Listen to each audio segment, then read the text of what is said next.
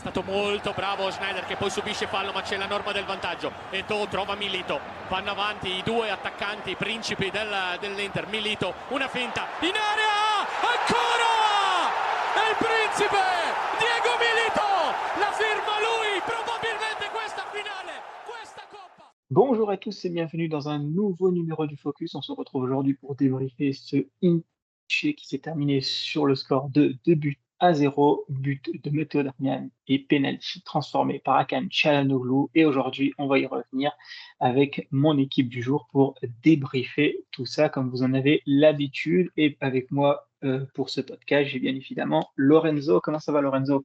Buonasera a tutti. Très content de la victoire et j'espère que vous les gars, vous aussi ça va. Et on a avec nous aussi un deuxième rentrant pour la rentrée scolaire, c'est Zaïd. Comment ça va, Zaïd? C'est bien, et vous les gars? C'est nickel, les stylos sont nickel et tout est prêt pour la rentrée des classes? Pareil pour le 21e. Allez, direct. Bon. Vous avez au moins une prédiction de Zaïd qui a été dévoilée dans ce podcast et que vous pouvez retrouver notamment sur la page Instagram de la Beneamata avec les prédictions des autres membres de la team Beneamata. Messieurs, on va commencer, mais juste avant, comme d'habitude, n'oubliez pas pour les auditeurs de bien vous abonner sur la chaîne YouTube et sur la chaîne Spotify, les 5 étoiles sur Spotify et le like sur la chaîne YouTube. N'hésitez pas aussi à continuer les débats qu'on a actuellement, de les continuer en commentaire. Et comme ça, que ce soit moi ou que ce soit les membres de la team Beneamata, on se fait un plaisir de continuer le débat avec vous en commentaire. Donc, n'oubliez pas.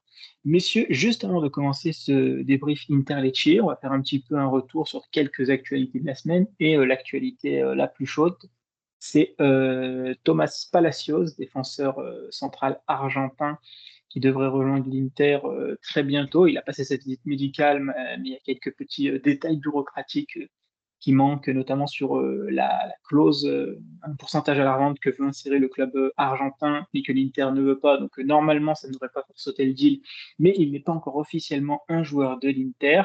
Zaïd, voilà, qu'est-ce que tu en penses un peu de cette actualité, de cette potentielle dernière recrue?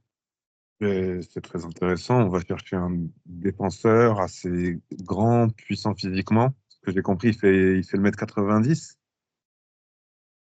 Donc il est assez grand. Et après, je ne connais pas très bien le joueur, mais ça montre comment Auxerre veut orienter le club. Se baser sur des joueurs à ses côtés, mais aussi prendre des jeunes et les développer au fur et à mesure. Et je pense que ça peut être très intéressant.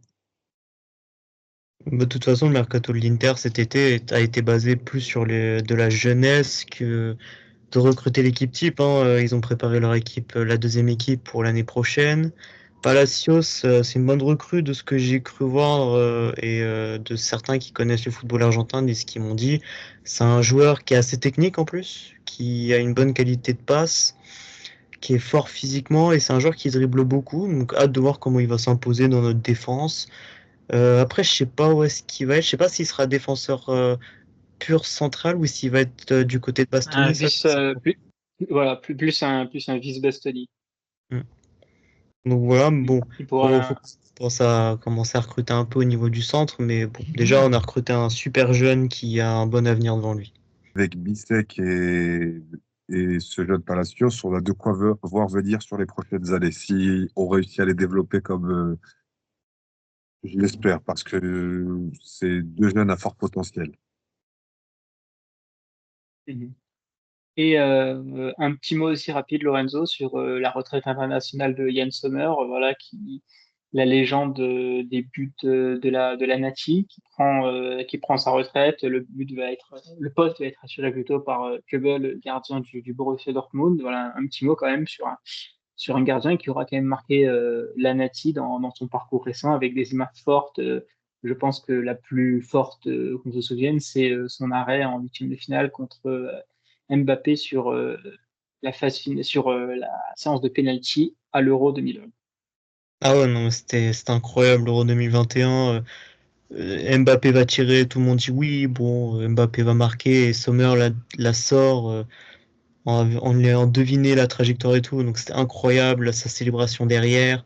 Même cet Euro, hein, il est loin d'être ridicule, il fait quand même un bon Euro aussi. Au bout d'un moment, je pense qu'il a senti que Koubel poussait derrière. Et je trouve qu'il a été intelligent et il a bien fait parce qu'en gros, il veut laisser l'avenir se faire. Il voit qu'aujourd'hui, l'équipe de Suisse, c'est beaucoup de jeunes.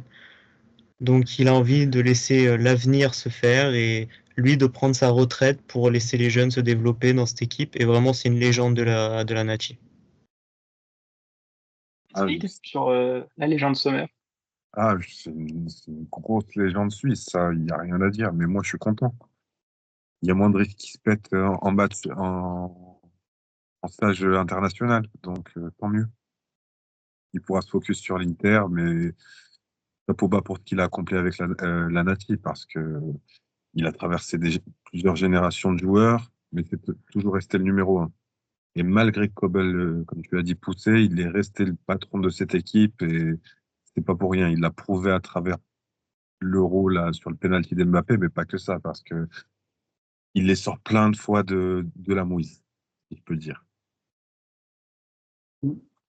Et ben, c'était notre petit tour des actualités de la semaine. Messieurs, on va commencer tout de suite ce débrief Inter-Lecce, victoire 2-0 des hommes de Simone Inzaghi face à une équipe de Lecce moins perturbante, moins inquiétante que ce qu'on a pu la connaître par le passé. On a connu des équipes de Lecce plus difficiles à jouer, en sachant que le match, on se l'est rendu facile avec ce but, cette passe décisive d'abord de Mehdi Taremi pour Matteo Darmian, avec un but très tôt dans le match, et Çalhanoğlu conclut le bal avec ce penalty euh, obtenu par, question bien évidemment, qui d'autre pour obtenir les penalties. Lorenzo, qu'est-ce que tu en as pensé un peu du match, l'Inter qui se rassure après son match nul décevant contre le Genoa? Il fallait évidemment gagner à domicile, première à domicile, et c'est fait par les hommes d'Inzaghi. Bah, taille patron. Moi, je trouve qu'on a vraiment été sérieux de la première minute à la dernière minute. Lecce a eu très peu d'occasions de revenir dans le match. Vraiment, cette équipe de Lecce cette année, elle est inquiétante, elle est assez faible. Mais on sait aussi faciliter le travail en leur coupant le jeu de passe, en les dominant au milieu de terrain. Leur attaque a été maîtrisée de A à Z. Non, vraiment, on a fait un super match et faut aussi applaudir la défense qui s'est bien rattrapée après le match face au Genoa. On avait un bon Benjamin Pavard qui a fait un très bon match et un très gros match. Tcherbik, moi je trouve qu'il s'est bien rattrapé parce que vraiment face au Genoa, je l'avais trouvé en difficulté physiquement. Je le sentais pas du tout rentrer dans le match. J'avais peur que ça soit peut-être la saison de trop. Là, il a un peu rassuré. Donc c'est plutôt une bonne nouvelle. À voir s'il va pouvoir continuer comme ça tout au long de la saison. Puis bon, les joueurs qu'on connaît, Darmian, Barella, Akan, Mkhitaryan, même Fratesi qui fait une bonne entrée. Les entrants ont fait plutôt une bonne entrée. Franchement, j'ai pas trop de choses à redire sur le match, à part que devant, on vendange encore trop. Mais je me dis que c'est un nouvel attaquant, c'est Taremi, le temps qu'il s'adapte, ça peut lui laisser un peu de temps. Ah, tout à fait, c'est un vrai bal de taille patron, dominé de A à Z. Bon, quelques petites frayeurs, mais rien d'alarmant. Et on a vraiment vu une implication et une application de chaque joueur, que ce soit technique, tactique. Quand tu suis la feuille de route du coach, tout se passe bien. Le milieu de terrain, après ça reste Lecce, hein, mais quand il roule comme ça, il fonctionne comme ça, c'est difficile de l'arrêter. Ouais, non, après, on peut clairement le dire, hein, le seul point noir du match a été l'attaque qui a pas marqué plus de buts. Moi, comme j'avais dit à un moment, c'est un match qu'on doit gagner au moins 4-5-0 parce que Lecce, c'était faible, on pouvait vraiment leur taper dessus. C'est dommage qu'on ait un peu vendangé devant, mais bon, je me dis que peut-être ça a été Lecce, qu'on s'est un peu facilité le travail, mais c'est des matchs qu'on se rappelle il y a 2 ans qu'on avait perdu, donc à faire attention. Et c'est ça qu'il faut faire attention au travailler. Et par rapport au mec devant, non, moi, ok, ils n'ont pas été assassins, mais ils ont montré de l'implication, ils ont tenté des choses. Après, oui, il faut régler la mire, mais ça, Ça arrivera avec le temps. Tous les matchs ne seront pas ce match contre Lecce. Quand tu te crées des occasions comme ça, à un moment, ça va finir par rentrer. Tout le monde n'est pas Anthony Martial. Bah, après, notre avantage, c'est que ce week-end, tous les gros se sont un peu cassés la figure, tous les prétendants au titre. La Roma s'est cassé la figure, le Milan s'est cassé la figure. Bon, Naples est le seul à avoir gagné, mais bon, ils avaient perdu leur premier match, donc ça nous permet quand même d'avoir un point d'avance sur eux. Il va falloir quand même qu'on corrige certaines choses en attaque. Et moi, en fait, j'avais envie de parler d'un truc aussi. Est-ce que vous n'avez pas l'impression qu'il nous manque quelque chose offensivement? Moi, j'ai vraiment l'impression qu'il nous faudrait vraiment un mec qui sache dribbler, qui sache éliminer, parce que j'ai vraiment l'impression que notre attaque, sinon, ça va jouer de la même façon toute l'année et ça va jamais réussir à sortir autre chose que cette façon de jouer. Mais est-ce que le système de jeu d'Inzaghi permettrait à un joueur dribbleur d'exister? Parce que on le voit très bien, les sorties de balles sont la plupart du temps prévues, il y a des schémas tactiques, même si on n'est pas stéréotypé comme on l'était sous Conte, on arrive à varier plus facilement de style de jeu. Inzaghi a ses schémas et aime qu'on les respecte, j'ai l'impression. Ouais, Après, mais face à des ça a adversaires qui vont mené. te bloquer, je pense, certains circuits de balles, ça peut être compliqué. D'avoir un dribbleur, je pense que ça peut être pas mal pour au moins tenter de une petite percussion et de surprendre l'adversaire. Ah, je suis d'accord avec toi, de Lorenzo. Moi. C'est un manque qu'on a offensivement, parce que tu peux pas reposer l'aspect percussion sur un joueur comme Correa. Bah, Thuram là, Dumfries là, même si bon, Dumfries c'est vraiment un problème, moi je trouve ces derniers temps, hein. Il a du mal, je trouve, à retrouver ce niveau qu'il avait obtenu l'année dernière. Et même il fait des entrées assez poussives, hein. Même si je trouve qu'il fait pas une mauvaise entrée, il fait pas non plus une entrée incroyable. Et contre le Genoa, je l'avais trouvé encore pire. Il ne faut pas confondre dribble et percussion, parce que la percussion, il y a beaucoup de joueurs dans cette équipe qui l'amènent. Tu as Bon, Djimko, tu as Dumfries, tu as Fratesi, tu as Barella, tu as Thuram. Donc, aller se projeter et amener entre guillemets de la force, de la conduite de balle et de la puissance dans les projections, ça, on a beaucoup de joueurs qui l'ont.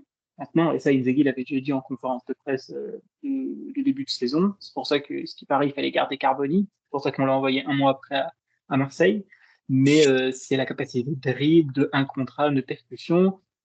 Il l'avait dans sa Lazio parce qu'il avait Correa, mais c'est un joueur ultra régulier. Donc en fait, ça n'a jamais vraiment été la force du système Inzaghi. Le jeu de dribble, pourtant, c'est pas une caractéristique qui est potentiellement à exclure des équipes qui défendent à trois.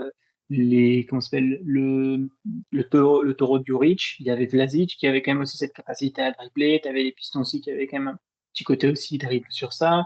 L'Atalanta de Gasperini, je pense que Papou Gomez et Ilicic, niveau dribble et percussion individuelle, ils étaient pas mal lotis. Goodmanson, même ça, il apprenait pas vraiment ça. Imaginons pour recruter Goodmanson. genre, C'était notre quatrième attaquant. C'est Goodmanson, c'est pas un profil un contre un dribbleur à la Carboni, ou tu vois, par exemple, ou un autre profil comme André Correa de l'Atlético Madrid, par exemple. C'est pas ce genre de profil de poche qui bouge beaucoup, qui dribble beaucoup. Tu vois, même l'Inter pour 2025 qui pense à Jonathan David, c'est pas ce profil-là non plus. Donc, je suis en train de me dire, est-ce que Inzaghi, mine de rien, n'a pas abandonné cet aspect de dribble un contre un pour préférer des joueurs de percussion, de profondeur et tout? C'est peut-être un choix de Simone Inzaghi de pas spécialement, en tout cas, avoir ce genre de profil. Ouais, mais tu vois, Qui quand lui tu fait pas prends défaut d'ailleurs Buchanan, pour le moment. C'est un dribbleur, donc il se contredit un Voilà. peu dans sa façon de faire, tu vois. Après, Buchanan, c'est plus. Bon, déjà, il jouait piston, donc, et tu vois, même, il y avait la fameuse possibilité de prendre Endoy. Endoy rentrait là-dedans. Mais je veux dire, je parle surtout des deux attaquants qui fait jouer. C'est pour ça que je dis que la percussion, elle vient aussi des joueurs de côté par rapport à ça. Et après, bon, les pistons latéraux dribbleurs, il n'y en a pas non plus 60 sur le marché, hein. Même Buchanan, mine de rien, c'est un ailier reconverti. Endoy, ce qu'on voulait en faire, c'est un ailier que tu reconvertis aussi. C'est un peu comme Perisic, quoi. En fait, tous ces mecs-là, c'est des ailiers de base. C'est pas des latéraux de base, parce que des latéraux qui dribblent, ouais, il y en a presque pas sur le marché. Même les grands latéraux qu'on connaît, que ce soit du Alexander Arnold ou du Alphonso Davies et tout, c'est des joueurs qui misent soit par une qualité de pied sur la passe, soit une qualité de percussion par la conduite de balle. Donc c'est un peu plus rare. En tout cas, c'est pas le style prioritaire de Simone Inzaghi. Peut-être qu'entre un Dybala, par exemple, et un autre et un profil, par exemple, plus athlétique, plus de percussion et de profondeur, bah, peut-être qu'Inzaghi miserait plus sur ce profil-là à qualité égale. Ouais, mais moi je pense qu'en Champions, si vraiment ils ont l'objectif à un moment qu'on aille la chercher ou pas, moi je pense qu'il va falloir quand même qu'on ait un peu ce profil-là, qui soit pas que dribbleur, mais qui ait quand même cette qualité pour éliminer, comme là un peu Lautaro, Thuram et Dumfries qu'il a de temps en temps. Mais moi je pense qu'il faudrait quand même ce petit plus offensif, parce que hier face à Lecce, plutôt samedi face à Lecce, moi j'avais l'impression qu'il nous manquait vraiment une pointe de folie pour l'attaque. Mm.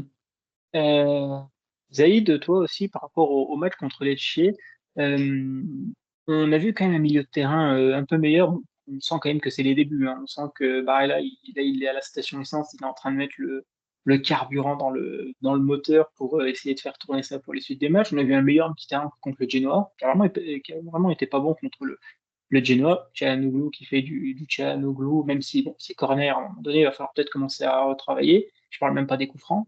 Voilà, peut-être falloir commencer à chauffer le pied un petit peu sur les corners, mais on a vu aussi un vrai bon milieu de terrain. Et mine de rien, moi, sans spoiler le débat, évidemment, le focus qu'on va faire sur Taremi, Zaïd, vu qu'on va pas parler spécialement de ce joueur, Thuram, mine de rien, match avec Lautaro, c'est le meilleur joueur. Match là avec Taremi, c'est l'un des meilleurs joueurs du match. Peut-être là, il avait eu un bon pourcentage parmi vos votes, les abonnés sur le sondage d'homme du match après Darmian. Thuram, mine de rien, Zaïd, il a décidé de carburer sur ce début de saison. Sur ce début de saison, Thuram, je pense qu'il a des choses à prouver par rapport aux critiques qu'il a essuyées pendant l'Euro.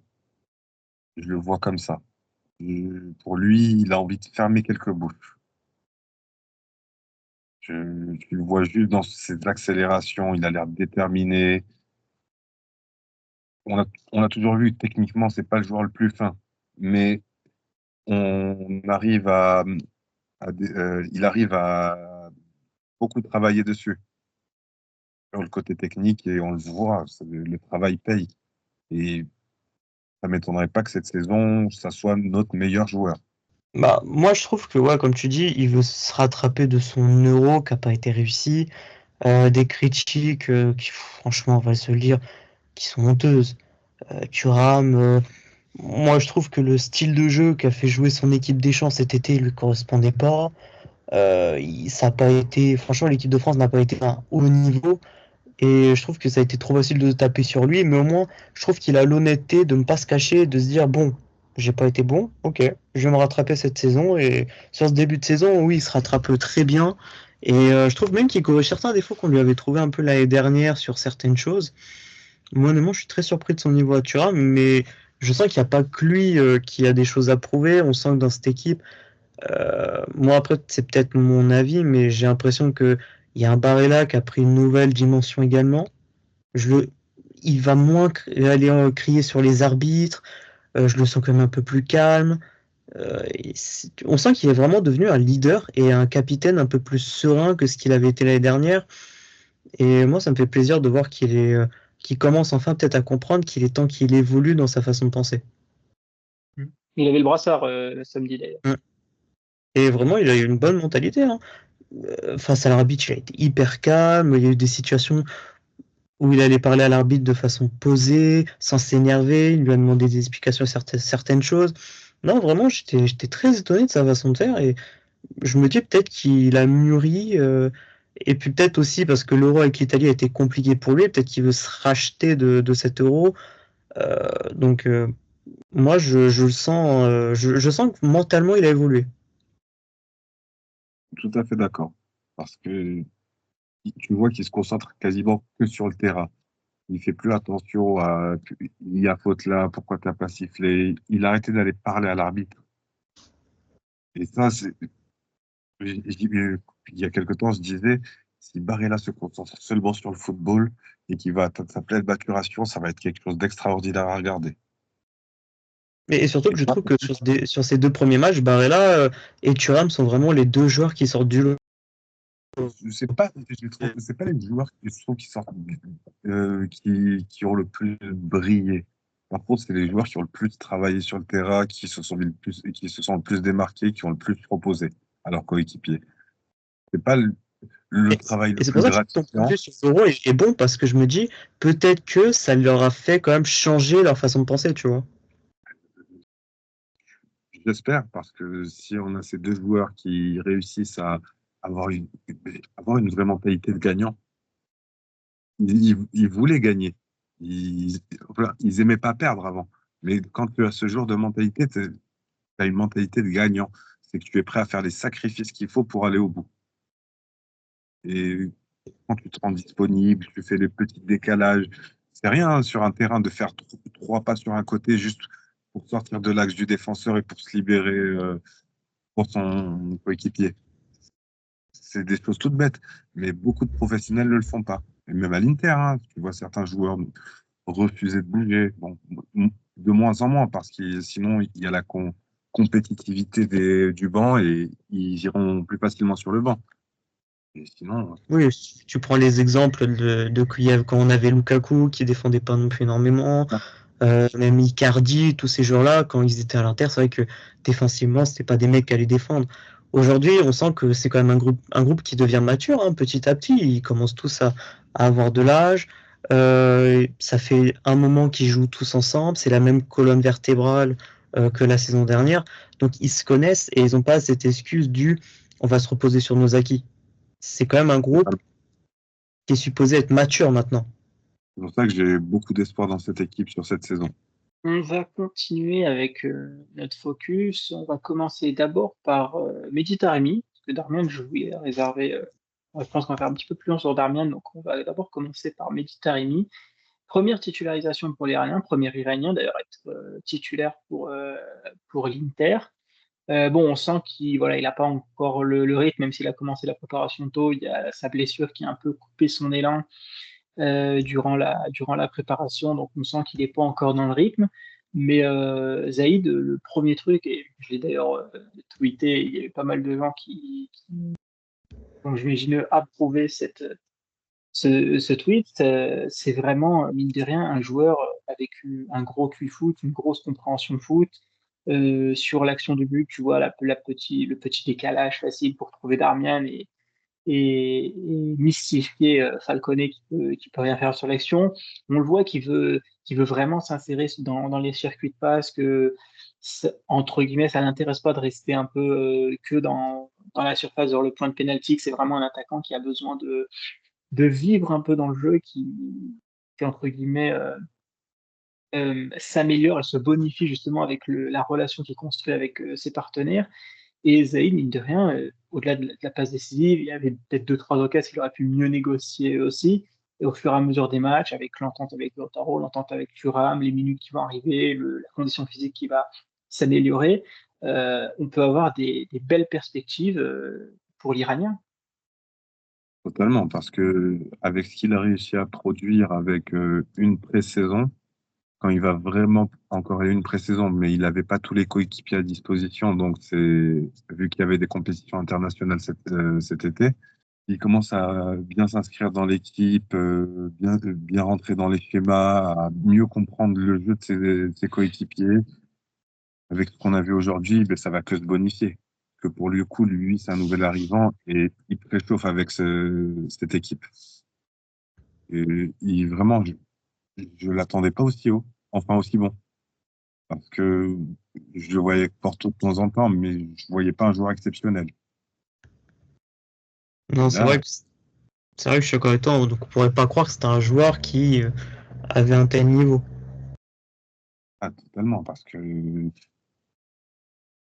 n'irais pas à dire que c'est un 9 c'est un 10 dans le corps d'un 9, mais il aime bien redescendre pour avoir le ballon dans les pieds, pouvoir créer des décalages et partir dans le dos des défenseurs à pleine vitesse.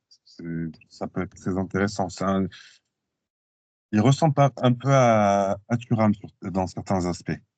Non, mais après moi je suis totalement d'accord avec ce que tu as dit. En fait, il ressemble à Thuram, mais je trouve en possédant un peu ce que Thuram n'a pas. La Par exemple, technique, pas dans le pied. totalement. Bah, déjà, il a 32 ans, donc je pense qu'il a un peu plus de maturité dans le jeu que Thuram. Parfois un peu plus intelligent, même si on sent qu'en fait, là, actuellement, en fait, il a envie de jouer pour l'équipe. Moi, j'ai pas l'impression que face à Lecce, il avait envie de tuer le match, de marquer un but, mais plutôt de je veux travailler avec l'équipe et si j'ai l'occasion de marquer mon but, je marquerai mon but. Mais c'est pas mon objectif. Et c'est pour ça que il fait, je pense, ce magnifique geste pour Darmian. Mais pour moi, vraiment, je suis très épaté parce que Taremi, c'était pas un joueur que j'attendais beaucoup, moi personnellement.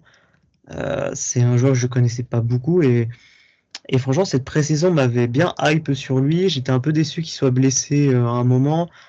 Et finalement, ce match face à Lecce, même sans montrer face au Genoa, hein, on montre à quel point c'est un joueur intelligent, mature et qui peut être utile dans toutes les circonstances.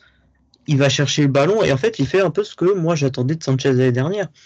Qu'il sache, qu'il prenne le ballon, mais qu'il ne le garde pas trop longtemps et qu'il arrive à le redistribuer intelligemment.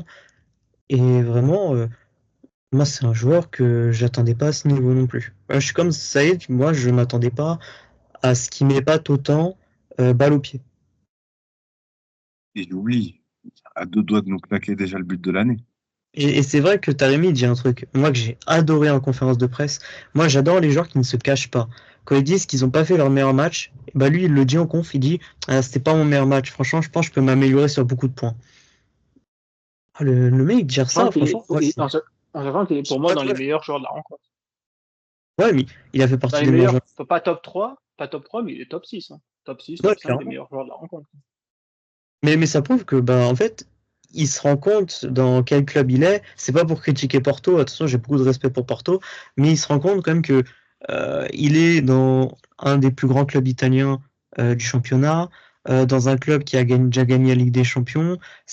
Il sait que tout de suite, il est dans un club où il n'a pas le droit de se rater, qu'il n'est pas là pour une pré-retraite. Non, il est là pour gagner. Et dans sa conf, c'est ce qu'il fait comprendre. Il fait comprendre, je vais pas être un boulet pour l'équipe. Je vais être là pour les porter comme eux, ils peuvent me porter. Totalement. Et ça, c'est important parce que à son âge, 32 ans, ça montre que il est mature parce que tu demandes à Mario Balotelli, malgré qu'il ait cet âge, je suis pas sûr qu'il te donne la même réponse. Donc, non, c'est que du positif pour l'équipe s'il continue sur sa lancée. Et s'il continue comme ça, il nous dit qu'il ne peut pas terminer titulaire parce que s'il montre qu'il est meilleur que Thuram, bon, il y a encore du chemin parce que Marcus est vraiment bon, mais peut-être qu'il en empêche. Et peut-être ça a poussé Thuram d'ailleurs à se dépasser. Parce qu'on sentait que l'année dernière, à un moment, il s'était un peu laissé aller parce que derrière, il n'y avait pas de concurrent en attaque. Et là, vraiment, peut-être que d'avoir vu la signature de Taremi, il s'est dit là, je vais peut-être pas devoir faire le malin très longtemps, faut que je bosse. Et peut-être ça l'a motivé à se dépasser et à faire des meilleurs matchs, hein, clairement. Et pour le moment, ça marche en tout cas. Et même dans l'association était intéressante parce que je m'y attendais pas. Mais c'est ultra important d'avoir un effectif ultra concurrentiel. Ça force implicitement les joueurs à se dépasser naturellement. Sinon, ils prennent leurs ailes, c'est des sénateurs, ils sont tranquilles, comme ce fut à l'Inter pendant longtemps. Mais en plus, c'est une concurrence saine à l'Inter, et c'est ça en fait qui facilite tant l'intégration de joueurs, c'est qu'ils savent que même s'ils ne jouent pas, ça veut pas dire qu'ils sont mauvais, c'est juste qu'ils ont une période de méforme et que le collègue, il est mieux. En fait, on sent vraiment que dans cette équipe, s'il y a une atmosphère et une envie de gagner ensemble et de jouer ensemble et que aucun n'est un boulet. Quand tu vois Akan l'année dernière qui fait des conférences de presse sur Aslani en disant c'est un très bon joueur et il mérite d'être là. Quand tu vois Mkhitaryan qui est autant sollicité et tout, ça te prouve que vraiment c'est que des joueurs dans une concurrence saine et qu'il n'y a aucune animosité entre eux. Tu parles, Lorenzo, justement de concurrence et que le meilleur joue. Ça nous amène logiquement, du coup, à Matteo Darmian, qui a marqué son but hier. Et j'ai envie de le prendre sous l'angle Matteo Darmian en concurrence avec Denzel Dumfries, parce que selon Pascal Higuaro, Dumfries, qui n'a toujours pas prolongé d'ailleurs, on est quand même le 26 août, parce que il voudrait un statut d'indiscutable au poste de piston droit. Bon, moi, Darmian, son match contre le Genoa, il est pas bon. Il n'a pas à les triturer de gauche Après, à droite, de midi à 14h. j'ai entendu dire aussi avec la Gazzetta dello Sport qu'il y avait aussi un problème avec le salaire qui demanderait un peu plus. Il faudra voir un peu aussi par rapport aussi à ça. Bon, certains avaient dit que le seul problème du salaire était réglé, donc on verra ce que ça va en donner. Mais bon, comme j'ai dit, le match de Darmian n'était pas bon contre les jeunes. Donc Darmian, vu l'âge et le poste spécial qu'il joue, on ne pourra pas attendre des matchs comme Lecce, parce que Lecce, au-delà du but, il fait un sacré match, surtout défensivement d'ailleurs. On ne pourra pas toujours attendre ce même match, ce type de match, parce que il peut pas être aussi régulier à son âge-ci.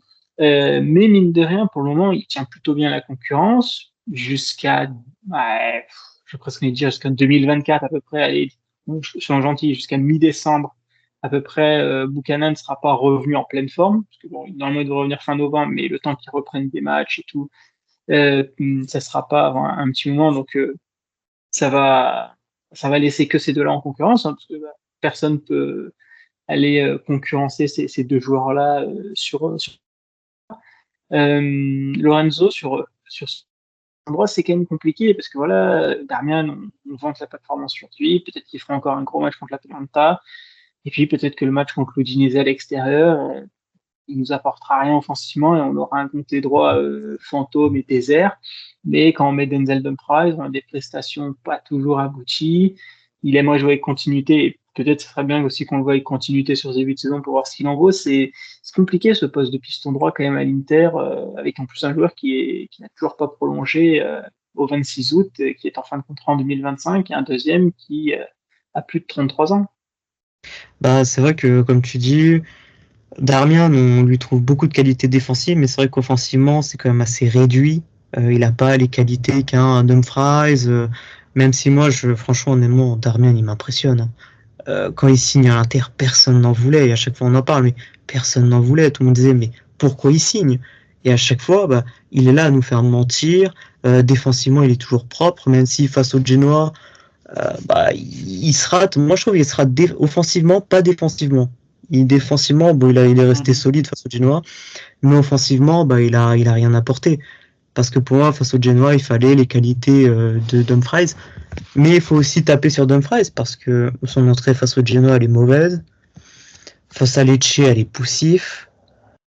Est-ce qu'il n'a pas cette histoire de prolongation qui lui trotte la tête? Est-ce qu'il attend pas des réponses un peu d'Inzaghi en mode est-ce que tu vas me faire passer devant Darmian à un moment? Est-ce que je suis devant lui? À quel poste? Vraiment, quel est mon statut? Et j'ai peur que ça le traîne tout le début de saison et qu'on ait un Dumfries un peu mauvais, moyen, comme la fin de saison dernière, où malgré son derby, qui est très bon, sa deuxième partie de saison l'année dernière, on l'avait dit, on avait été les premiers à lui taper dessus, qu'elle n'était pas bonne. Et j'espère qu'il ne va pas continuer sur cette continuité-là, surtout qu'à l'Euro, il a fait un très bon Euro en plus, avec les Pays-Bas. Donc, c'est vrai, il a été ultra percutant, très très intéressant, balle au pied, défensivement, vraiment, tout ce qu'on voit rarement de Dumfries en club. Excuse-moi, Lorenzo. Non, mais moi, en fait, ce que tu dis, ça approfondit ce que j'étais en train d'expliquer et je t'en remercie. On change la couleur du maillot. Voilà, mais en fait, on change la couleur du maillot, on va lui mettre on va prendre le maillot des orange là et on va lui mettre, et tous les autres qui joueront avec le maillot classique, et lui on fera jouer avec le maillot orange. Parce que, et on lui fait croire que Inzaghi c'est pas Inzaghi mais c'est Koeman. Voilà. C'est le seul moyen d'avoir le bon Dumfries. Non, mais en fait, Dumfries, moi, vraiment, j'attendais une grosse offre pour le faire partir cet été, moi. Vraiment, moi, je m'attendais pas à ce qu'il reste. C'est celui qui n'a vraiment pas été indiscutable. C'est celui où on peut lui reprocher énormément de choses. Donc, déjà, si cette prolongation le tracasse, moi, j'attends de voir. Le cas Dumfries, les prochains mois, va être ultra compliqué. Parce que soit tu le prolonges, soit tu le perds gratuit. À quel prix tu le prolonges? Que tu lui offres pour lui prolonger en termes de statut, parce qu'avec ce que montre défensivement Darmian, et même offensivement, parce que je me suis remis dans ses stats. J'avais un gros doute sur les stats de Darmian. En prêt, l'Inter, sur sa première saison, il met 5 buts sur 36 matchs. En 125 matchs depuis 2021, il en marque 7. Et si je m'en souviens bien, il en marque beaucoup des très importants. Il n'a pas l'apport de Denzel, c'est sûr, au niveau percussion, au niveau profondeur, pour étirer le jeu. Ça, c'est vrai. Par contre, c'est quelqu'un qui est toujours crucial, soit défensivement, soit il va aller te mettre un but qui va t'apporter, soit en championnat ou Non, mais c'est sûr que ouais, il apporte cet équilibre. Quand Di Marco il va monter, lui il va être un peu plus bas sur le terrain pour réussir à apporter cet équilibre dans la tactique. C'est sûr que ouais, Darmian, on peut pas le sous-estimer sur ce point-là, sur ce niveau-là. parce que, comme tu dis, il t'apporte de l'équilibre, mais non seulement avec le style de jeu qu'on a, où tu as un Di Marco qui se projette souvent au niveau des numéros 9, Battoni qui se décale pour couvrir, ou Akan qui descend pour couvrir, mais tu as Di Marco qui compense le déplacement d'un de ces deux gars. Tout le bloc pivote pour couvrir le départ de Di Marco. Et je le trouve très important dans ce rôle-là. C'est encore un travail de l'ombre que fait Darmian, qu'on ne remarque pas tout le temps, auquel on ne fait pas très attention, mais c'est quelque chose d'ultra important, surtout dans le système Inzaghi. Et puis surtout qu'on a l'impression que Dumfries ne fait pas tout le temps. Même si défensivement, il est pas mauvais non plus, mais il a quand même des lacunes qu'un Darmian n'a pas. Mais c'est normal, parce que Darmian, moi qui suis depuis le Torino, vraiment c'est un joueur qui a toujours été très bon défensivement et qu'offensivement qu'apporté, mais qui n'avait pas ce talent de dribbler, ce talent de percuter. Mais c'est un joueur qui est intelligent, et quand on a dans ton effectif un joueur comme ça, qui sait se placer pour combler le manque à cet endroit-là, je trouve que défensivement, c'est un des joueurs qui se rate le moins. Et pourtant, quand il jouait en défense centrale, on avait tous un peu peur qu'il n'y arrive pas. Et pourtant, il l'avait très bien fait à ce moment-là. Moi, franchement, je trouve que c'est le joueur de l'ombre le plus sous-coté qu'on ait eu, quoi. Depuis longtemps, oui. Parce que, en plus de ça, c'est un couteau suisse. Il peut jouer à gauche, à droite, en défense centrale. Bon. Il comble tous les trous. On passe désormais au quiz, messieurs. Maxime qui avait gagné la semaine dernière, on va voir qui entre Lorenzo et Zaïd va remporter ce quiz. Messieurs, est-ce que vous êtes prêts? Ah non, moi je suis prêt. Let's go, parce que tant que tu me sors pas les joueurs qui ont fait Inter Lecce, ça me va. Non, ça va, je suis pas allé jusque là quand même. Et le qui est, c'est pas le coach de Lecce. Voilà, ça au moins vous. C'est le coach du Genoa, je vais pas faire le coach de Lecce. Tu sais que je te jure, franchement, t'as dit le joueur, t'as dit les premiers trucs, j'ai fait, oh, mais c'est Gilardino, purée, j'aurais dû être là. Ouais, me fait aussi, c'est dommage, hein. Vous avez les mecs, mais que quand vous êtes pas là. Il faudrait penser à les avoir aussi quand vous êtes là. Je fais un petit disclaimer avant, déjà pour rappeler ceux qui nous écoutent de s'abonner et de liker sur YouTube et de mettre 5 étoiles sur Spotify pour améliorer le référencement. Mais j'ai fait surtout un disclaimer pour dire que vu qu'on a deux compétiteurs qui s'étaient bien classés durant le dernier classement des quiz de la Bene Amata, le quiz est corsé aujourd'hui. Donc, chez vous, les auditeurs, les abonnés, essayez de répondre aux questions. De toute façon, vous aurez le temps. Je pense qu'ils vont quand même pas mal galérer. Vous aurez le temps de trouver les réponses. Messieurs, on va commencer. Je crois que Zaïd, là je parle de mémoire, je crois que Zaïd, tu avais fini devant Lorenzo, si je ne me trompe pas. Donc Lorenzo, c'est à toi de commencer. Matteo Darmian a marqué un but de la tête contre Lecce. Quelle est la dernière équipe contre qui l'Italien a aussi marqué de la tête? Oh la vache.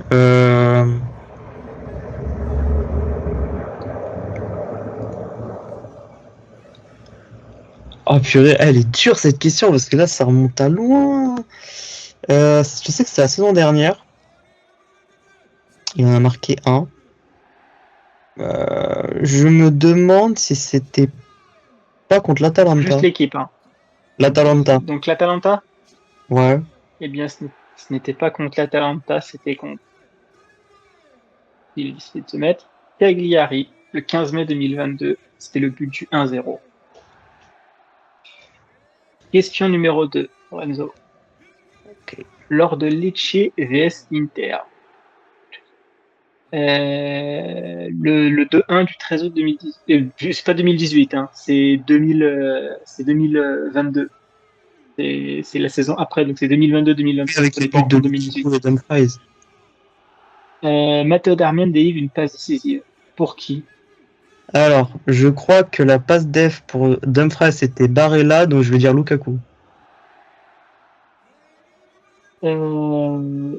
C'était bien Lukaku sur un but de la tête aussi, on aime bien marquer de la tête. Et t'as une question bonus, parce qu'on met évidemment les petites questions bonus. Quelle était la particularité de ce but, Lorenzo? Le but de Lukaku. Oh là, bah c'était le but de son retour à l'Inter, après tout le drama qu'il avait créé. Non, il y avait une spécificité plus particulière au match. Ah ouais? C'est une point bonus, donc si t'as la réponse ou pas. Okay. Ah, le point quand même. Hein. Que tu l'as. C'était pas. Ah, c'était. Il passait devant Adriano, non? Non, Icardi, il passait devant Icardi, je crois. Non, il a Adriano, j'ai rien dit. Adriano. Il a marqué à la 2e minute. Ah, purée, c'est ça? Ah non. Moi, je suis parti loin. C'était des trucs genre historiques, machin.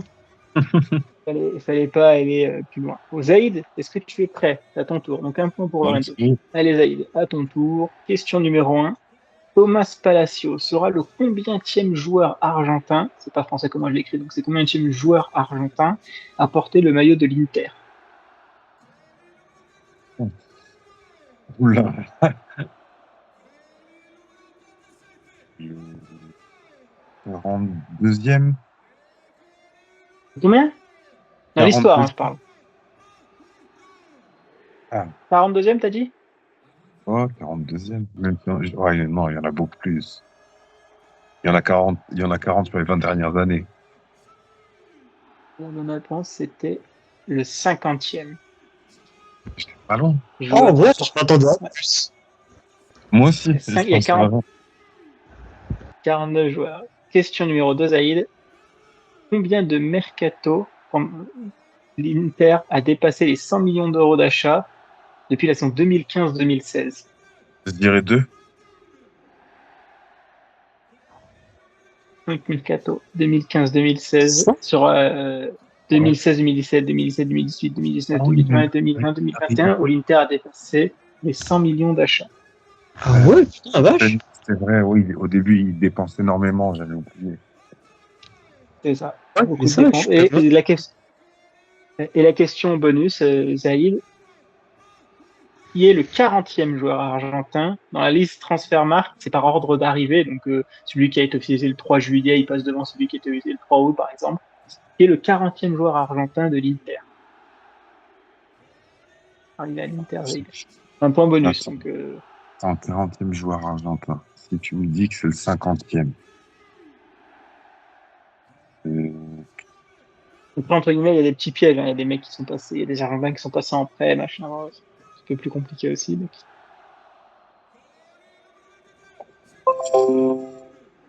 Je dirais Lautaro Martinez. Et la bonne réponse était Hugo Campagnaro. Oh là, j'avais oublié lui.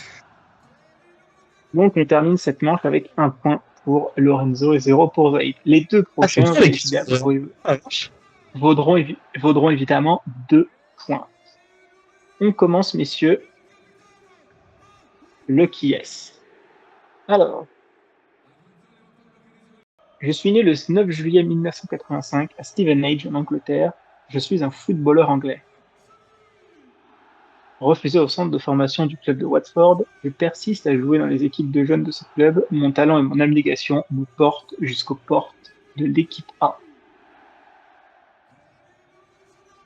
Lors de la saison 2004-2005, je reçois le trophée de meilleur espoir du club.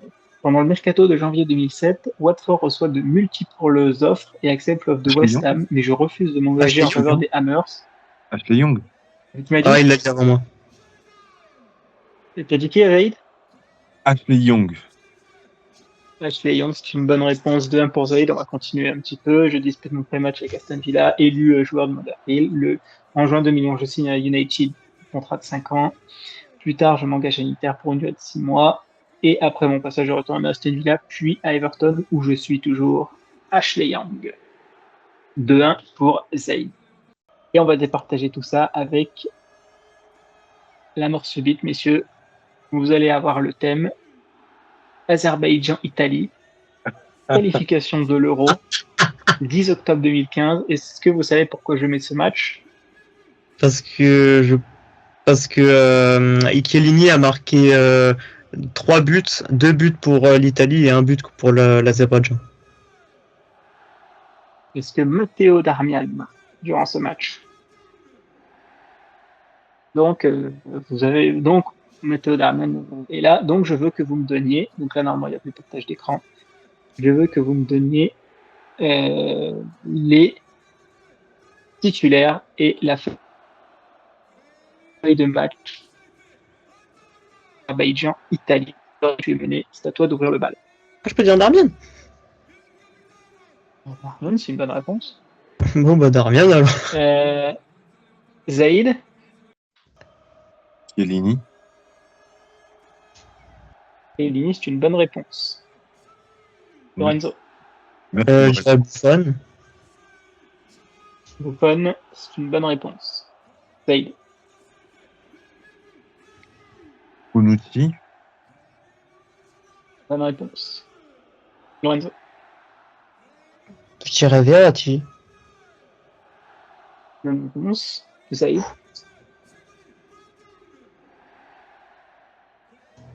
C'est quelle année déjà? 10 octobre 2015. C'est pas facile, hein. Antonio Conte. Est-ce que ce bon vieux Antoine Candreva était là? Antonio Candreva était là. Lorenzo, C'était Conte. Est-ce qu'il a tenté son attaque à 2 avec Eder? Ouais, je pense. Eder? Eder, c'est une bonne réponse. Zaïd, Sirigu. On compte pas les joueurs, les joueurs champions, on les compte. Pas. Sirigu, il est sur la feuille de match. Lorenzo, Bah, je vais dire Graziano Pelle. il complète l'attaque avec Eder. Zaïd,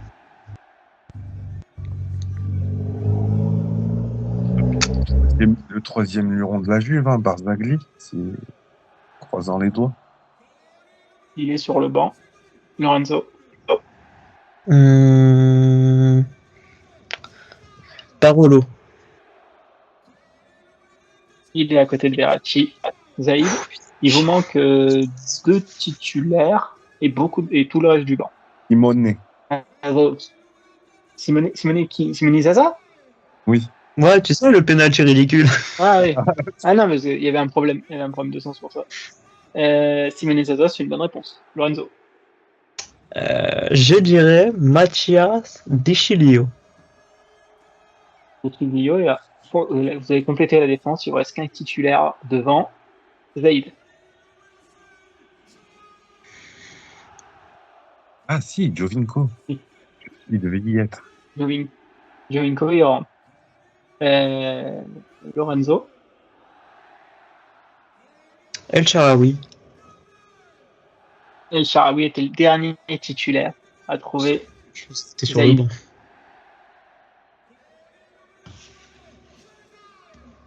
Le banc est pas si difficile à trouver. Bon, moi, tu me diras, on me dirait j'ai le truc devant moi, mais en vrai, franchement, il y a des noms pour 2015, on se rappelle. Hein. Pour 2015, tu te dis, bah, c'est normal que ces joueurs étaient là à l'époque. Oh, Montolivo. Merci Karim. Montolivo, c'est une bonne réponse, Zaïd. Lorenzo, Alexandro Florenzi. bonne réponse. Zaïd, il en reste 6. J'en ai Je plus. ne mens pas que j'aimerais bien quand même qu'il y en ait un qui se trompe, parce que sinon, j'ai rien prévu. J'en ai plus. Ah là, Attends. Je vais faire un name dropping. Hein. Quagliarella? Non.